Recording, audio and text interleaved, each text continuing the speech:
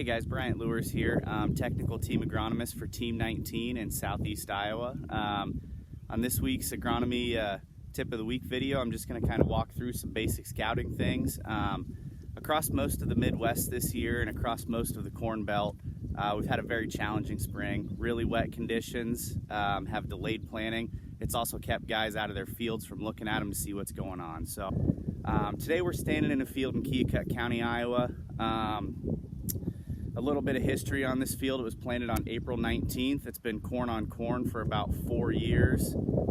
That's why I picked this field, because there's quite a few different things going on out here today. So we're going to walk through some of that. As of right now, we've got about 650 GDUs accumulated this spring.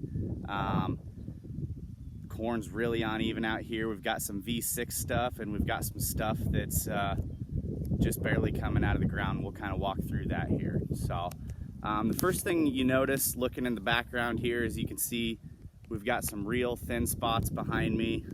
This is a pretty wet field traditionally. So on the areas where there's tile and on the areas where we've got good drainage, the corn looks pretty good. You get on the side hills where there's some side hill seeps.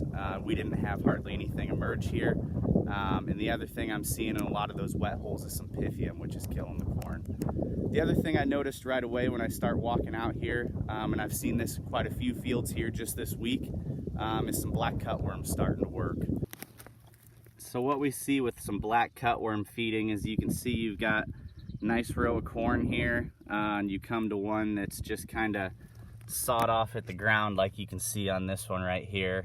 These black cutworms like to hide in the moist soil, so during the day they go down a couple inches, and at night they come out and they'll chop these plants off. So a little bit of evaluation when looking at cutworm loss is there's two different things that can happen. These cutworms can cut the plants off above the growing point or below the growing point.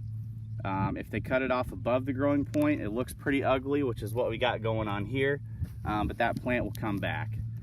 So when these plants start to get a little bigger, and especially if we start to hit a little dry spell here and the surface starts drying off, these cutworms will stay down a little deeper, and they'll actually start boring into the crown of the plant, which is when we can run into some severe stand loss. And actually there is a little bit of that out here in this field. The other thing I'm seeing is you get to areas where you'll run into some really big plants, and right next to them in a little wetter areas you run into some shorter plants. What I'm starting to see in those areas, if you guys can look at this plant I'm holding here, kind of a runt, came out of a wet hole, and as you can see where this seed, that's the mesocotyl there that connects the seed to the crown of the plant. If that is a real ugly looking shriveled up brown color like that, that plant's dead. And basically what that is we're looking at Pythium here. So especially in this corn on corn situation, had a lot of moisture this spring, and that's kind of causing a lot of these problems out here. So I guess just to summarize, the main things I'm seeing in fields here the late last week and this week, cutworms are starting to move in, so evaluate your stance for that. Still seeing some Pythium out there in some wet holes. Guys are tearing some stands up and replanting. And the biggest thing I've seen this year is we just had way too much rain in April and May. The corn that did go in early has a lot of drown out spots in it, and there's been a lot of guys patching corn in those areas. So that's kind of the highlights of the corn scouting here in Southeast Iowa. So if you guys have any more questions on anything, feel free to contact myself or your local technical team agronomist, and we'll assist you however we can. Thank you.